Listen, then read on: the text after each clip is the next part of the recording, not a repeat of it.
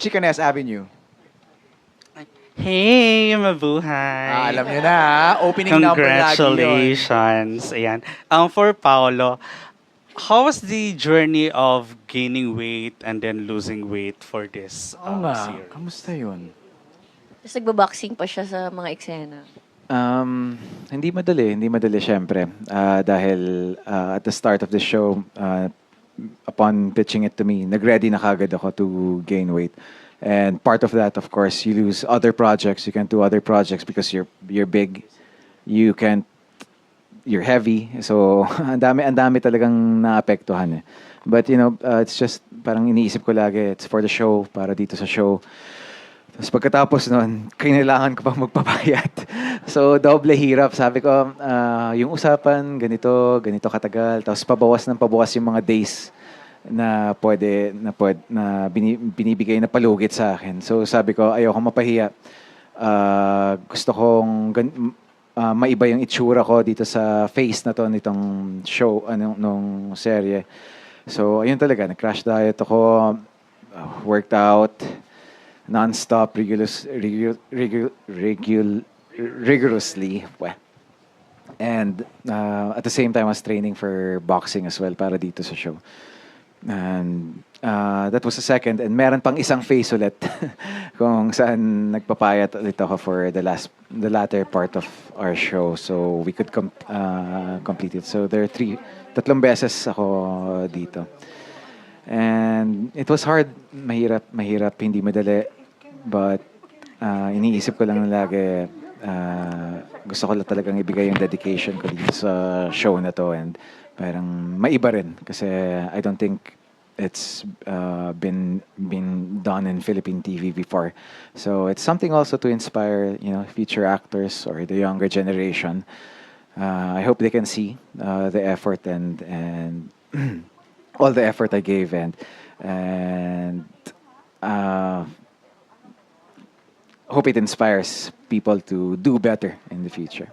How was your body adjusting? Hindi naman yung tipong nag-react negatively na parang yun nga, sabi mo nagka-crash diet pala.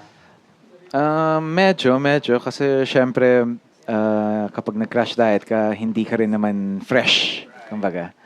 Pero mukhang pasok naman sa mga eksena dahil ang dami nangyayari kay Victor. And salamat may makeup. So, ayun, mahirap. But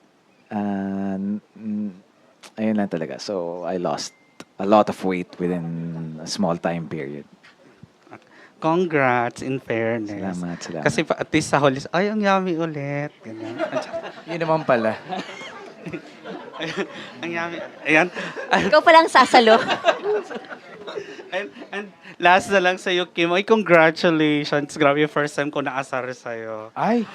Yung naglalakad ka lang nung imimit mo na si JM. Kakairita talaga. Ang galing. Alam mo Yan yung yung mga parang, masarap pakinggan. yung first time ko, hindi, super believe ako dun sa part na kahit hindi ka nagsasalita, naglalakad ka lang, nakakairita na talaga. Yung gano'n. Yung parang, oh my God, nakakainis si Kim. Ganyan. Baka nairita ka sa skirt ko doon. Dalawang slit yun eh. yung slit- Kabila ang slit yun. Correct. But dear, for you, of course, this one is a risk for you, di ba? Sabi mo nga, ano yung kinakatakot mo na maging outcome ng risk na to? Sa ngayon, ang kinakatakot ko is hindi siya suportahan ng mga tao. Siyempre, wala namang may gusto ng gagawa ka ng proyekto, ibibigay mo lahat. Tapos, hindi siya susuportahan. Kaya, yung pinagdadasal ko talaga is sana po, suportahan niyo po yung ginawa naming obra na pinagtulong-tulungan talaga namin. Binigay talaga namin lahat. Wala na kaming tinira. Pero, yun yung pinagdarasal talaga namin. I pray that this project will be shown worldwide, and I pray for the success of Linlang kasi we all did our part as an actor, from the director to the writers to the creatives, kahit cameraman, kahit yung shot lang na yun. Sa cameraman, salamat po, nainis po si sa shot na yun. So parang si Direk, salamat sa effort. So parang yun lang yung kinakatakot ko. The rest, mainis man kayo kay Juliana, deserve niya yun. Congrats! Naku, na-excite ako for the international recognition. Congrats, dear. Thank you, Albert. MJ, ang susunod na magtatanong ay ilang beses na rin lang. Walang iba kundi si June Lalin of Abante. Go, June! Grabe. Actually, ramdam na ramdam ko po ang pagkalinglang ko this afternoon. Kasi sabi ni Aaron kanina, pumasok ka na, magtatanong ka na friendship. So, parang ending na, hindi pa ako nagtatanong.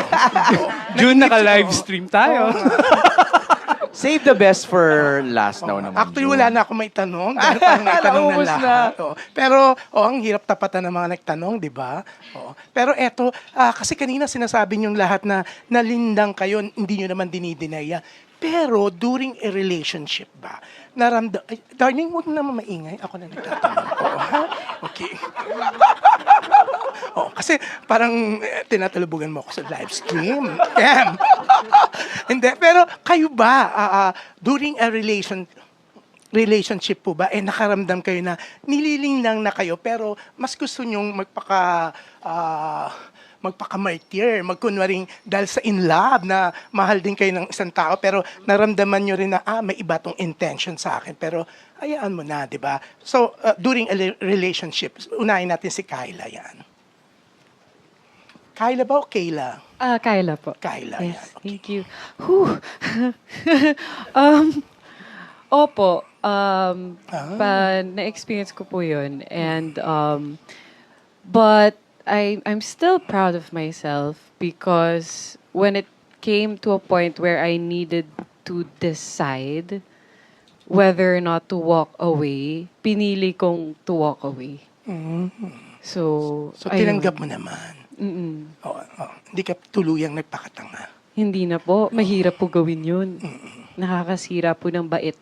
So, hindi ko na po yun ginawa. Yeah, okay, JM. Yan. Ako po, nung bata, na-experience ko po yan. Ano to? Teenager, yung mga unang relasyon mo. Mga ganun po. Anong panliling nang yun? Kasi si Salve, ganyan-ganyan din. Ilang beses niya naramdaman, pero nagkunwari siya dahil sa tawag ng pagmamahal. So, ikaw. Problema po sa akin, nung kabataan ko, I tend to self-destruct. And mali yung pamamaraan ko how to face yung mga ganong sitwasyon sa buhay. Pero ngayon, I learned na. At least, lesson learned sa'yo yun. Natuto ka. Yan, okay. Si Kim, siyempre alam naman natin. Pero alam mo ba na nililing ng that time? Oo. Yan, parang nag-isip pa siya. Parang ayaw niya kaagad sumagot. Lahat naman po ng pinagdadaanan natin sa buhay, parte ng buhay natin yun. And it made us stronger and who we are right now. So, ito na ako ngayon.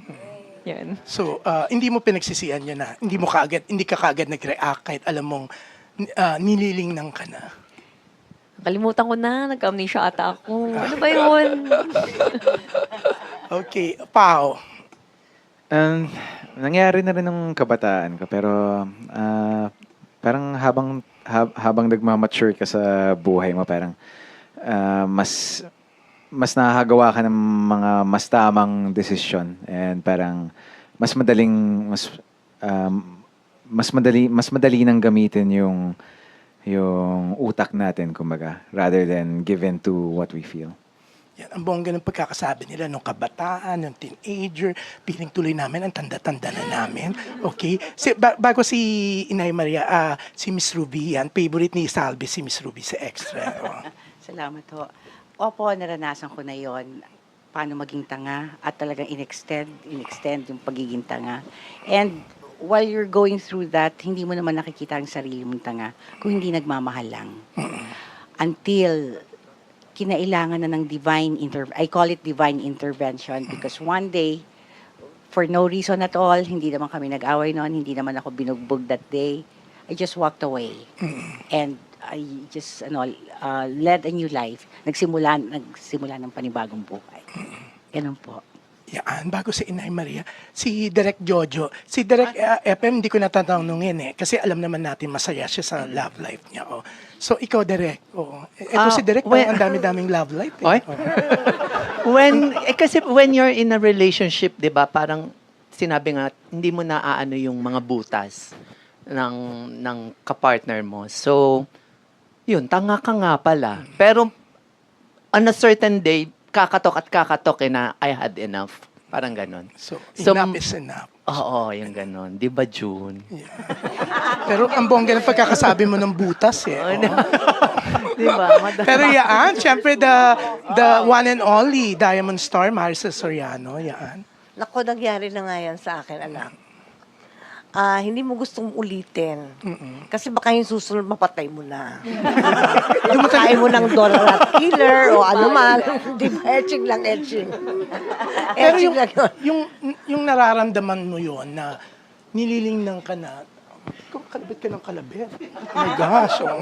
Kala ko kung may papatanong ka. Anyways, yun, nararamdaman mo na nililingnan ka na. Tapos, niluloko mo rin yung sarili mo na. Oo, nililingnan ko din yung mahal sarili mo siya, ko. di ba? Oo, Parang dahil ikaw mahal mo mismo, nga. di ba, yung niloko mo, nilingnan mo yung sarili Oo. mo. So, after, Sabi ko, ano talaga yung naramdaman mo? Mary, ikaw pa ba yan? Oo, ikaw pa ba yan? Masaya ka pa ba talaga? Talaga kailangan yung tune of body dancer. Yeah, nakikipagtalbugan po sa inyo yung ringtone. Sandali lang. Yeah.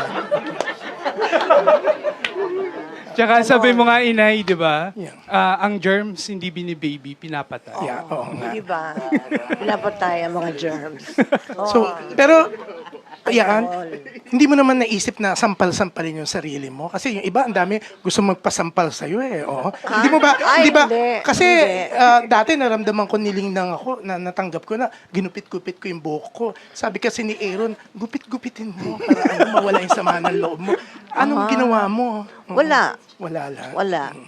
Wala akong ginawa kasi vengeance is mine, sabi ni God, di ba? Kahit na gustong-gusto ko, hindi ako gumawa ng katarantaduhan kasi tinarantado na ako eh. Hindi naman solusyon yung gumawa ka ng another masama. Right. Di ba? Sa ginawa sa yung masama, ulitin mo pa. O, tanga na ang tawag doon, di ba? Oo. Yan. Oo, ang bongga, di ba? Parang si Salvi kasi may pinapatanong, di naman kasama sa linglang. Cherry pa yung pinapatanong, nakakaloka. Oo. Sabi niya, itanong mo na kasi plugging naman ng vlog ni Inay Maria, mapopromote din ng lingnang. Oo. Ayan, ikaw na magtanong, Salve. Sige na. Naku, ang pinipilit mo. Sige na. Yan, maiyahin po kasi si Salve. Yan, panglilingnang niya yan sa inyo. Pero ang totoo, makapal to eh. Sige na. Naku, mahihain. Sige na.